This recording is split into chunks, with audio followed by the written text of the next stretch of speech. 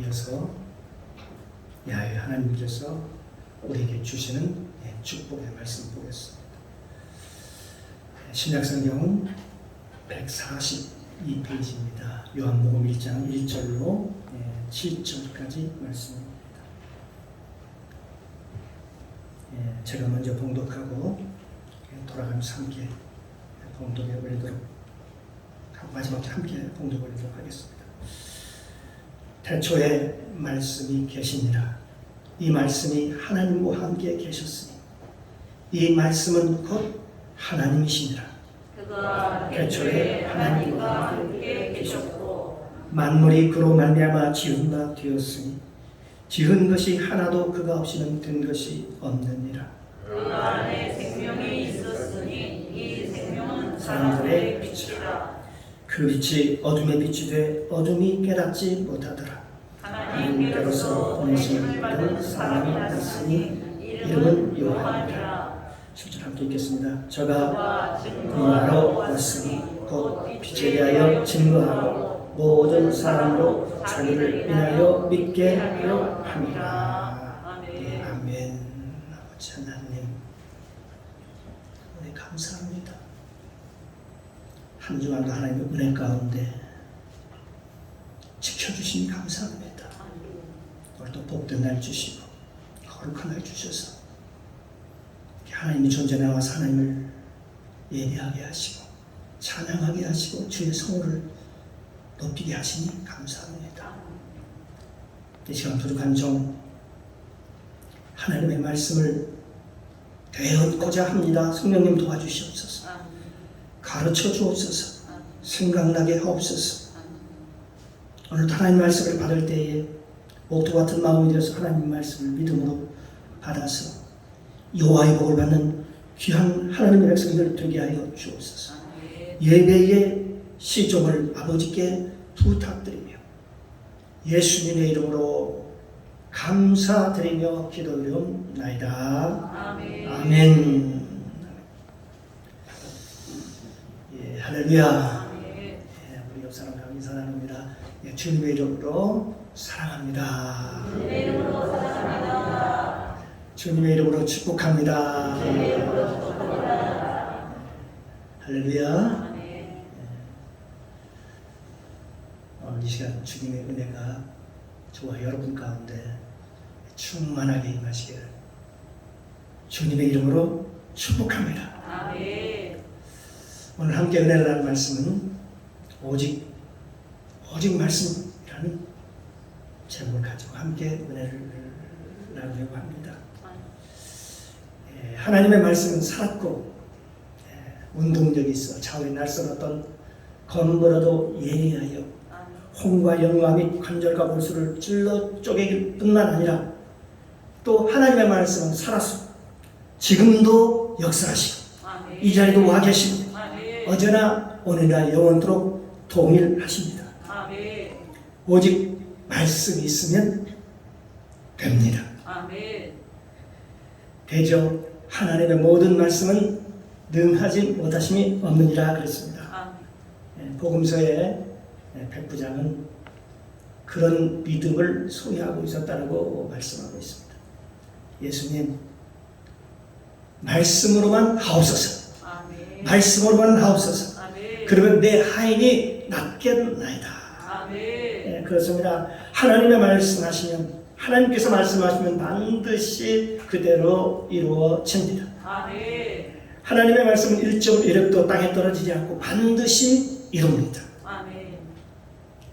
이 요한복음 1장에 보면 태초에 말씀이 계셨다 그렇게 얘기하고 있습니다. 그리고 이 말씀이 육신되어 우리 가운데 오셨는데 바로 그분이 바로 예수님이십니다. 이 요한복음에 보면 이 말씀에 대한 얘기가 참으로 많이 나옵니다.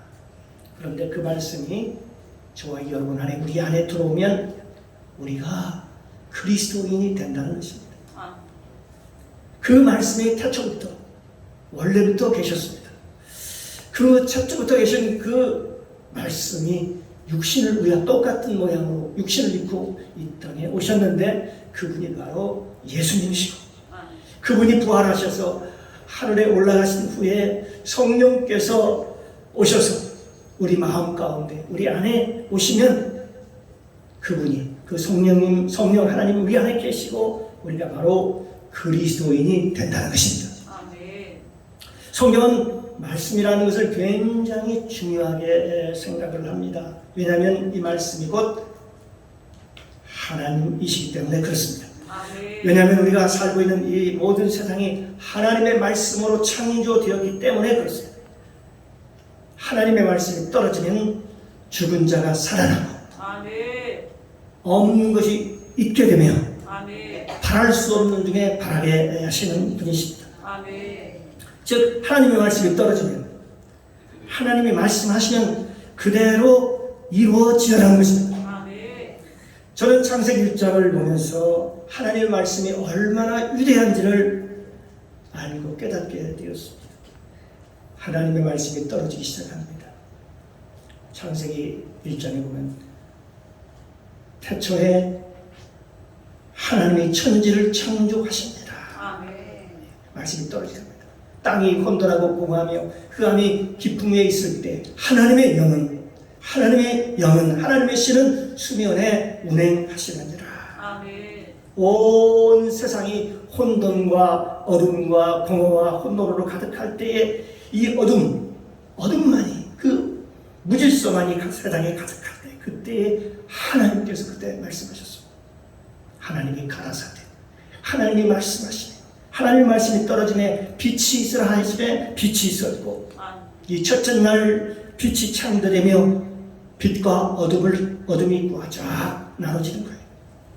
둘째 날은 하나님의 말씀으로 궁창을 지으시고 그리고 셋째 날은 물과 땅과 바다를 갈라놓고 넷째 날은 저 광명체를 하나님께서 지으셨고 그래서 해와 달과 별들을 하나님의 말씀으로 지으셨다고 말씀하고 있습니다. 그러니까 하나님의 말씀이 떨어지면 그 말씀대로 온 우주가 온 세계가 다 창조되었다는 것입니다. 아멘. 이 다섯째 날에는 저 하늘에 나는 공중의 새와 바다의 물고기들이 말씀으로 창조되었고 여섯째 날은 사람과 동물을 하나님께서 창조하시되 지었으며 하나님께서 흙으로 사람을 만드시고 그런데 하나님께서 우리 사람을 만드시고 하신 일이 있습니다.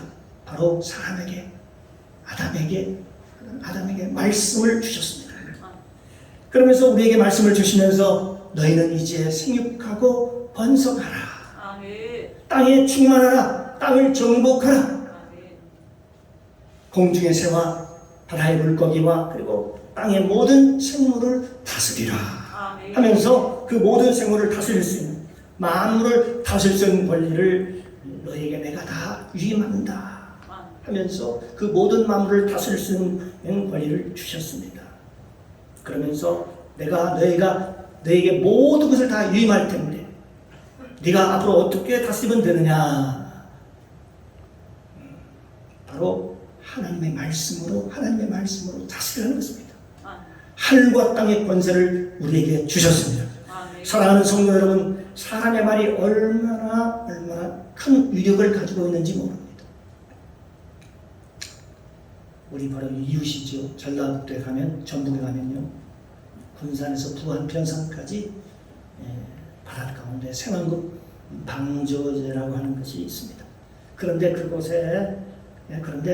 그 새만금을 가면 정말 아주 대단한 걸 볼 수가 있습니다. 굉장히 장관을 이룹니다.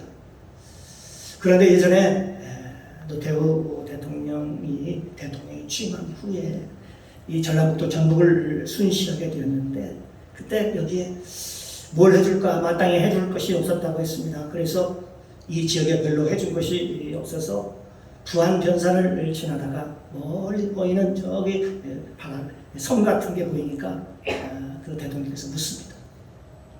저기 보이는 저기가 어디냐고 묻습니다. 바로 저기가 군산입니다. 그래? 그러면 저 군산에서부터 여기까지 부안 여기까지 바다를 좀 막아서 연결하면 좀 어떨까? 그렇게 얘기를 합니다. 그때 그 보좌관들이 각각 아니 됩니다. 여기는 밀물과 썰물이 그 차이가 굉장히 많이 납니다. 그래서 이 바다를 막는다는 것은 거의 불가능합니다. 사람들이 그 막는 것을 반대했습니다. 그때에 그 노태우 대통령께서 뭐라고 하냐면 그 변산에 있는 주의 산들을 둘러보면서 아니 저 산으로 바다를 막으면 되지. 저 산을 파서 바다를 메우면 되지 않겠느냐라고 얘기하면서 이렇게 주위에 산들이 많이 있지 않느냐 그렇게 말씀하십니다. 그 후에 세월이 한참 흘렀습니다. 그런데 그 대통령이 말씀한 그 산들이 바닷속으로 들어갔습니다. 실제로 그 주변의 산들의 흙을 다 파가지고 바다를 메워서 지금의 거대한 새만금을 이루었습니다. 그래서 그 새만금에 가보면 아주 도로가 굉장히 넓습니다. 왜 이 새만금이라는 이름이 붙었냐면 거기 보면요 김제 쪽에 만경민주나 만경평야라고 만경평야 있고 또 김제평야가 있습니다. 그 합친 것보다도 더 크다라는 그런 의미를 가지고 있습니다.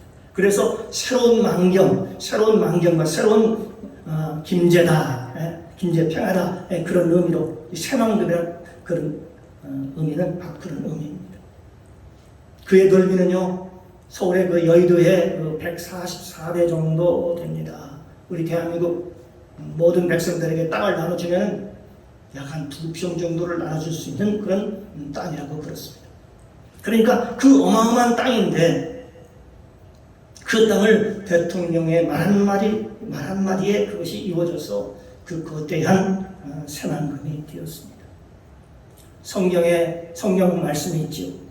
너희 믿음이 한 겨자씨만큼만 있으면 너희 믿음이 한 겨자씨만큼 있으면 이 산을 명하여 여기서 저기로 옮기라도 옮겨질 것이요 명하여 들리고 바다에 던지오라며 그 말하는 것이 이룰 줄 믿고 마음에 의심하지 않으면 그대로 되리라 라고 말씀하고 있습니다.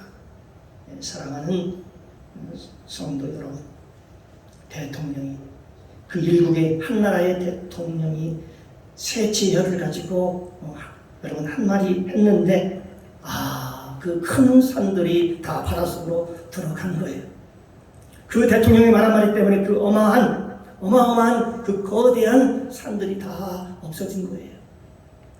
세상의 일국의 한 나라의 대통령의 말의 권세도 그렇게 위대합니다. 옛날에 이라크 전쟁이 있었던 때 일입니다. 그 미국의 그 당시 대통령이 부시 대통령이었는데 그 당시에 백악관에 있지 않고 휴가 중이었습니다. 그래서 목장에서 휴가를 즐기고 있었는데 그때 휴가를 즐기다가 그 얘기를 듣고 딱 한마디를 했다는 겁니다. Let's go 이라크, Let's go 이라크 하면서 이라크로 출전하자 라고 그 한마디 하니까 모든 그 나토의 전 유럽 국가들이 모두 출동을 하게 되고 비행기가 뜨고 함대가 뜨고 그랬다는 거 아닙니까? 아니 여러분 미국의 대통령 그 부시 말 한마디 했더니 전 세계가 일사불란하게 움직입니다. 그런데 하늘과 땅과 세계를 지으신 그 하나님의 말씀하시면 그 하나님이 말씀하시면 하나님이 일하시면 그 무엇인들 못할 일이 뭐가 있겠습니까? 한 나라의 대통령, 일국의 대통령 그 말 한마디도 그렇게 대단한 권세가 있는데 어떤 사람에게 누가요? 묻습니다.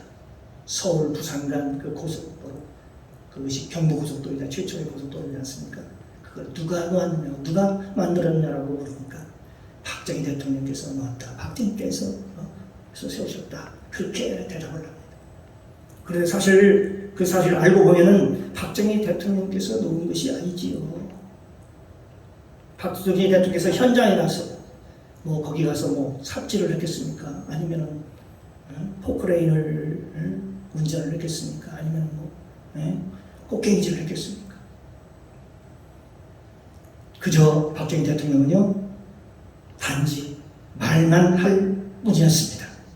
그런데 그 말의 권세가 있었던 거죠. 여러분 그 권세자는 무엇로 하느냐? 바로 말로 하는 거예요. 입으로 합니다. 잠언 18장 20절 21절에 얘기하고 있습니다. 사람은 입에서 나오는 열매로 하여 배가 부르게 되나니 그 입술에서 나는 것으로 하여 만족하게 되느니라. 아멘. 죽고 사는 것이 혀의 힘에 달렸나니 혀 쓰기를 원하는 자는 그 열매를 먹으리라 아멘. 라고 말씀하고 있습니다. 그런데 권세 없는 사람은요, 권세 없는 사람은 열심히 말 대신에 어떻게 뭐가 움직여야 돼요? 수족이 움직여야 돼요. 팔다리가 움직여야 하지요. 그러나 권세 있는 사람은 말로 하는 거예요. 입으로 하는 거예요. 입술로 하는 거예요. 그래서 말이라고 하는 것은 굉장히 중요합니다. 그 말에는 놀라운 권세가 있습니다. 하나님께서 우리에게 이 세상을 맡기시면서 이 세상을 말로 다스려라. 말의 권세를 주셨습니다. 내가 너희에게 말을 주노라. 내가 너에게 말의 권세를 주노라. 아멘. 성경에 보면 아담이라는, 창세기에 보면 아담이라는 사람이 있지요. 아담이라는 사람이 모든 동물의 이름을 다 지어줬습니다. 하나님이 지은 게 아닙니다. 아담이 지었습니다. 각 동물을 그 앞에 지나게 한 다음에 호랑이, 사자, 원숭이 등등, 낙타, 그 이름을 다 누가 지었느냐? 바로 아담이 지었습니다. 그런데 에덴 동산에서 아담과 하와가 타락하기 전에는 아담이 말을 하면은 사자가 그대로 어떻게 했을까? 그대로 당신은 순종을 했다는 거지. 아담이 말을 하면 꼬리를 치고 큰 공룡들도 그 당시에 공룡이 있었겠지. 공룡도 아담이 말하면 공룡이 다 그 말을 들었다는 거 아닙니까? 그러면 그 앞에 와서 재롱을 떨고 그랬겠지요. 왜 그랬을까요? 하나님께서 권세를 주셨기 때문에 그 말에 권세가 있어서 그렇습니다. 그런데 사람이 창세기 3장 이후에 죄를 짓고 난 후에 하나님과 대적하고 하나님과 원수가 되니까 빈대도 말을 듣지 않아요. 저 조그마한 벼룩도 사람의 말을 안 듣고 무시하고 막 물어뜯고 하다못해 모기도 물어뜯고 그렇잖아요. 옛날에요, 좀 오래전 일입니다. 경기도의 청평에 가면은 한월산 기도원이라는 게 있지요. 그런데 거기에 그 기도원에 유명한 일화가 있어요. 그 이천성 목사님은 거기서 기도원 사역을 했었는데 그분이 한쪽 다리가 없습니다. 그런데 장애가 있었지만 그 목사님은 아주 성령이 충만했어요. 그때 사람들이 그 기도원에 많이 몰려왔습니다. 많이 찾아왔어요. 그래서 기도를 하러 많이 왔는데 기도만 하려면 그 모기가 너무 많아가지고 기도를 할 수가 없을 정도가 됐다는 거예요. 그런데 어느 날 이 목사님이 기도하러 올라가서 하나님께 기도했다는 거 아니에요. 밤새도록 하나님께 기도를 했는데 그 기도 내용이 좀 무섭습니다. 어떤 기도를 했냐면 바꿔놓고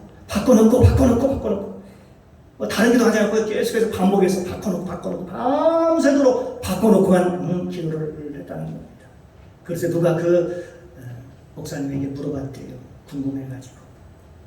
아니 목사님, 그게 무슨 기도입니까?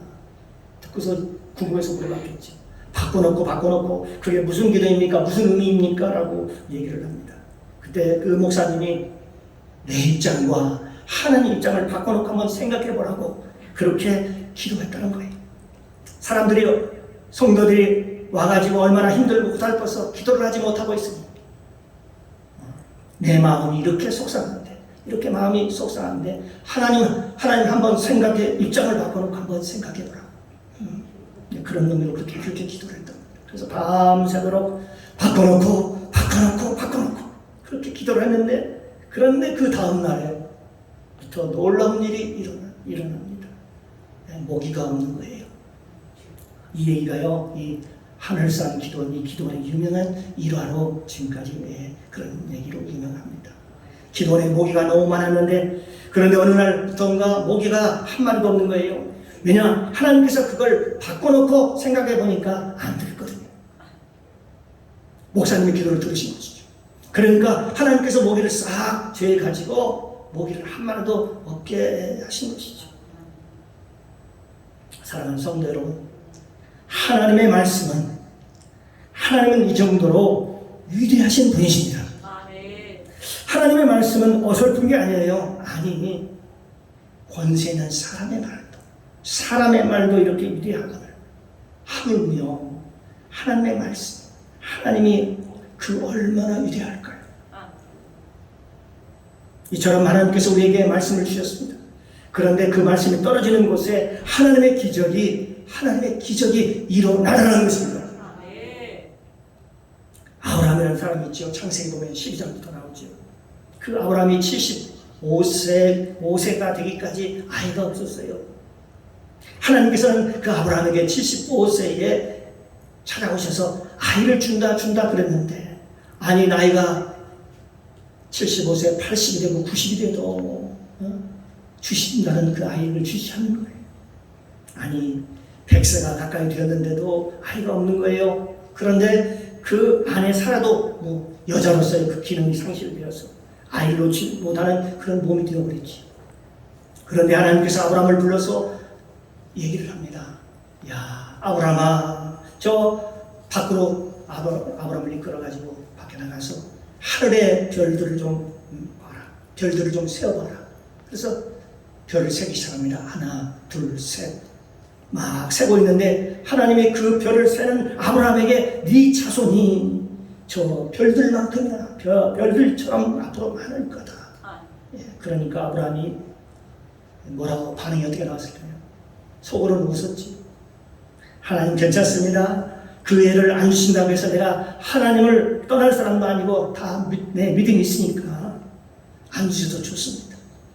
그동안 계속해서 나에게 주신다고 하셨는데 솔직히 말하면 저는 못 믿겠습니다. 아니 생각해 보시오.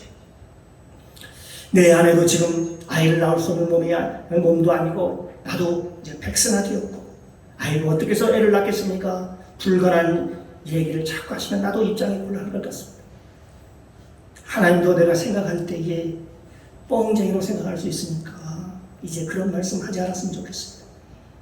그때 하나님께서 이렇게 말씀합니다. 아니다. 내가 반드시 너에게 애를 주리라. 자식을 주리라고 얘기합니다. 그런데 하나님의 말씀이 떨어지고 난 다음에 100세에 아이가 생겼다는 거 아니에요. 도저히 사람의 몸에서 아이가 생길 수 없는 몸인데도 불구하고 말입니다. 그래요. 하나님의 말씀대로 사라가 아이를 낳았다는 거예요. 사라가 누굴 낳았죠? 바로 90세, 아브라함은 100세에 이삭을 낳았죠. 서울에 가면요, 그 여의도 순복음교회에 그 지성전이 있습니다. 성북성전이라는 것이 있는데요. 그 교회 성도인데 나이가 61 되신 분이 있었는데 그분이 재혼을 했대요. 재혼을 했는데 61세에 아이를 낳았대요. 야, 사라가 4000년에만 있었던 게 아니네요. 그러니까 오늘날에도 그런 사라와 같은 사람이 있습니다. 하나님은 불가능을 가능케 하신 분이십니다. 하나님이 하시면 됩니다.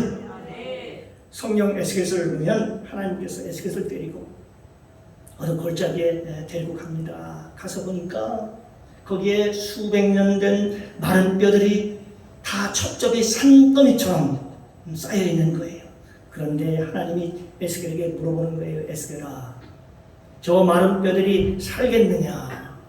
이렇게 물으니까 그 사람이 말하기를 죽은 사람도 살아나지 못하는데, 아니 사람이 죽어서 썩어서 다 말라버리고 뿐만 아니라 다 뼈들이 다 사방으로 흩어졌는데 어떻게 저 뼈들이 살아나겠느냐? 그러니까 에스겔이 생각할 때 그건 불가능하고 그런 생각을 했었는지 주께서 아시겠나이다. 주께서 아십니다. 저는 잘 모르겠습니다. 그렇게 얘기를 하니까 하나님께서 뭐라고 말씀을 하냐면 에스겔아, 내가 말하는 것을 너는 그대로 내가 말하는 대로 그대로 대언하라. 대언하는 것은 다시 그 말을 그대로 내가 하는 대로 그대로 따라해라는 것입니다. 그때 에스겔이 하나님이 말씀하신 걸 그대로 따라하는 거예요. 이 마른 뼈들아 모여라. 그렇게 얘기를 하니까 그 마른 뼈들이 동서사방에 흩어졌던 그 마른 뼈들이 쭉쭉 보이기 시작하면서 아멘. 자기 뼈를 다 찾아 들어가는 거예요. 아멘. 생각해보면 그동안에 그 골짜기에 얼마나 많은 비가 내렸겠습니까? 그 골짜기에 바람은 얼마나 많은 바람이 불었겠습니까? 이 뼈 저 뼈가 다 섞여가지고 이제 크게 두번봉이 되어가지고 그 뼈가 어느 뼈인지 전혀 알 수 없을 텐데, 아니 하나님의 말씀이 떨어지니까 그 모든 뼈들이 자기 뼈를 찾아서 다 각자 위치로 찾아 들어가는 거예요. 아멘. 그때 하나님께서 다시 태어나라 하실 때 힘줄이 생기고 살이 덮이고 가죽이 입혀라 그렇게 태어나니까 그 뼈 속에서 힘줄이 생기고 살이 입히고 가죽이 입혀가지고 아멘. 사람의 모양, 사람의 형체가 되는 겁니다. 아멘. 그때 또 하나님께서 에스겔